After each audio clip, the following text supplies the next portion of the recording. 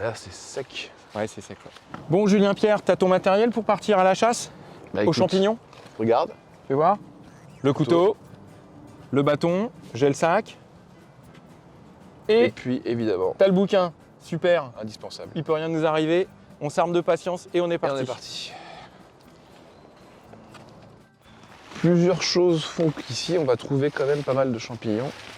Déjà, c'est la nature des arbres qui composent la forêt de Vélizy, donc principalement du chêne et du châtaignier. Et on a une nature de sol qui est relativement meuble. C'est-à-dire que les champignons détestent, ce sont les sols qui sont tassés. L'intérêt des fossés, c'est qu'il y a deux versants, et du coup, il y en a toujours un qui est au soleil, et puis surtout, c'est... Celui-ci. Ah bah tiens, regarde. Oh, magnifique. Pim, il est pas beau celui-là? Ah, il est très très joli. Et ça, c'est un quoi ça alors?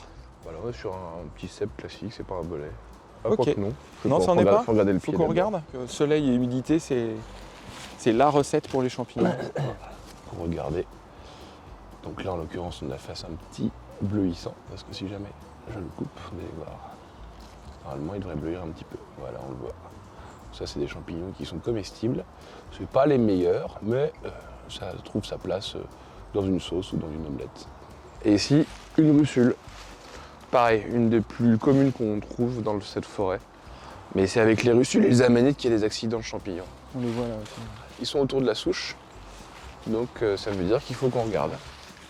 On trouve des améthystes, des coups de mêle, des pieds bleus au premier frima, puis évidemment les cèpes. Oui. Ça, c'est les champignons communs de cette forêt-là? C'est ça. Bon, ça reste les plus belles prises. Ah bah tiens, Avec, regarde, puisque t'en parlais. Ah bah Regarde. voilà, bien caché en plus. Ah bah vas-y, c'est toi qui as le couteau. Qui plus est. Donc voilà, Ah ouais. Oh, puis un petit bouchon, ça c'est bon ça. c'est ça.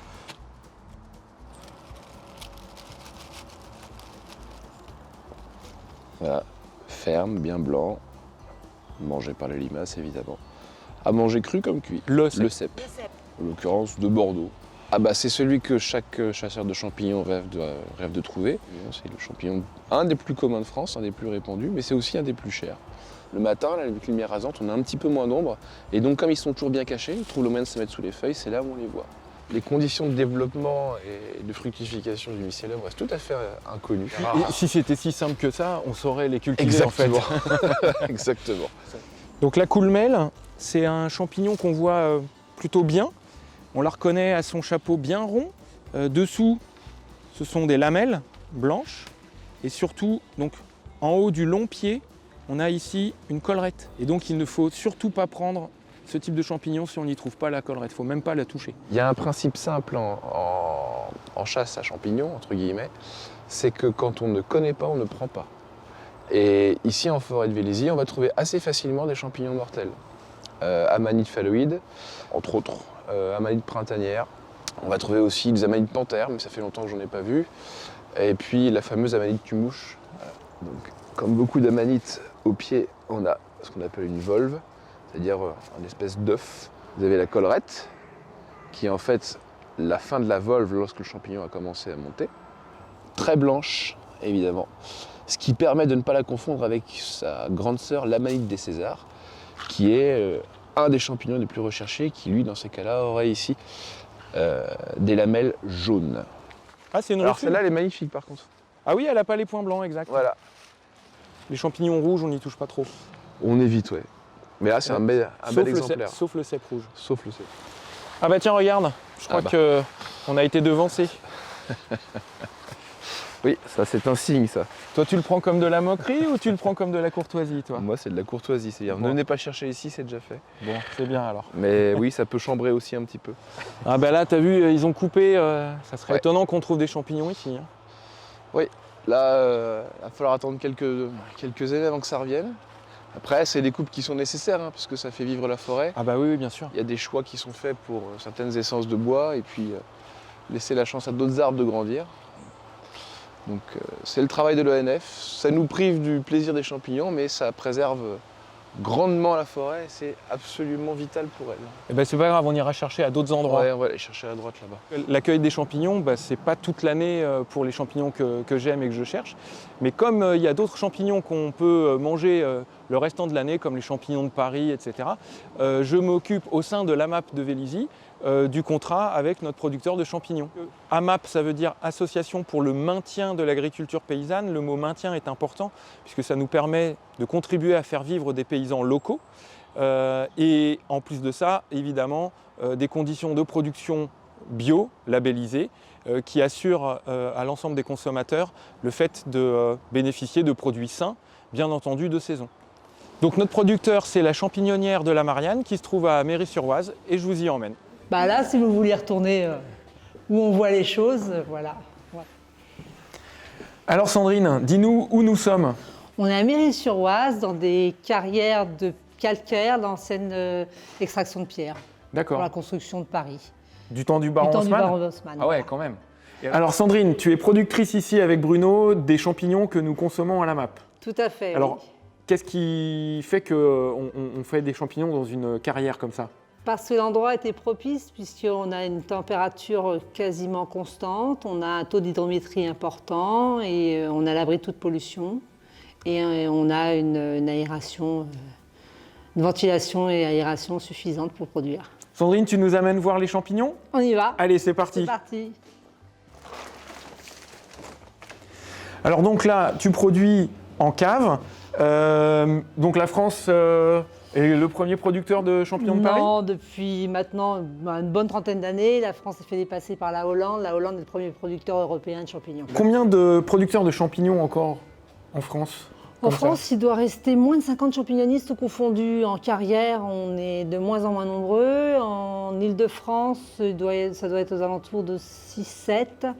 Et sur le Val d'Oise, on est 3. D'accord, donc vous êtes les Astérix du champignon, alors vous Tout à résistez fait. à l'envahisseur. Tout à fait, vous allez goûter.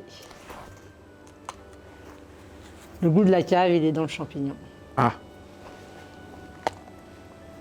Effectivement. C'est bon, c'est bien pour l'apéro ça. Alors Sandrine, est-ce que tu peux nous expliquer comment ça pousse un champignon? Alors, le champignon de Paris, il pousse sur du fumier de cheval. Donc, on a le champignon de fumier de cheval jusqu'à peu près ici. Et après, on a en gros, globalement, 1 cm, 1,5 cm de terre de gobetage.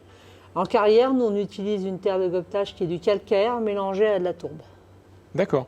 Et ça donne tous les nutriments nécessaires? C'est ce qui donne les nutriments. Le champignon. champignon, voilà, le mycélium va puiser son substrat dans le fumier. Le champignon, quand il est bon à cueillir, on le voit à son chapeau. Il doit commencer à s'aplatir légèrement sur le dessus. On met le doigt légèrement en dessous et on vérifie la membrane. Si elle est souple, c'est qu'il est bon à cueillir. S'il est complètement fermé, c'est qu'il va encore grandir et donc on le laisse. Voilà, donc là, il est bon à cueillir. Hop, on tourne doucement et hop. Voilà, il est ouvert légèrement. Il est même un petit peu mûr celui-ci. Alors Sandrine, tu nous emmènes voir d'autres types de champignons? Oui, on va aller voir d'autres variétés. D'accord. Mais alors, d'où est venue cette idée de produire des champignons? Mais donc Bruno est la 4e génération de champignonnistes. Donc, bon, à une époque, les champignons employaient énormément de personnes puisqu'il faut énormément de main-d'œuvre. Dans les années 80, ses parents ont arrêté puisqu'il y a eu l'invasion des pays de l'Est avec les prix et les champignons qui ont envahi le marché. Ses parents ont cessé l'activité et dans les années 2006-2007, on cherchait une deuxième activité et c'est peut-être le moment, donc on a relancé avec les AMAP. Et les AMAP, c'est important pour ton activité comme celle de Vélizy? L'AMAP de Vélizy, c'est une AMAP moyenne et ça représente globalement 50% de notre activité, la totalité des AMAP. On pousse notre superbe porte. Oui. C'est un métier de débrouille, le champignon. Il n'y a rien de... voilà. Puis là, on arrive sur les pleurotes grises. D'accord. Oui, je me rappelle qu'on en a déjà mangé. Voilà, là, il y a la récolte de ce matin. Je les ai cueillis avant que vous arriviez. Oui. Alors, explique-moi, qu'est-ce qu'il y a là-dedans, dans ces Alors, sacs? ce sont des bottes de paille ensemencées. Elles aussi sont pasteurisées, elles sont ensemencées. Et en fin de compte, la pleurote est un champignon qui, lui, a besoin de la lumière. Donc, il y a des trous, ils vont aller chercher la lumière. D'accord. Donc, on est obligé d'éclairer un certain nombre d'heures par jour les pleurotes pour qu'elles poussent. Il existe plusieurs types de pleurotes différentes. Là, on est sur la grise. La grise, elle aussi, il existe différentes variétés. Nous, on l'aime bien vraiment, vraiment grise. Donc, voilà, pour qu'elle reste bien grise, on la cueille à cette taille-là. Et elle a cette forme un peu de trompette, de corne. D'accord. On en a vu là des grises, mais on en a déjà eu des jaunes et même des roses, il me semble. On va aller voir les colorés alors. Voilà.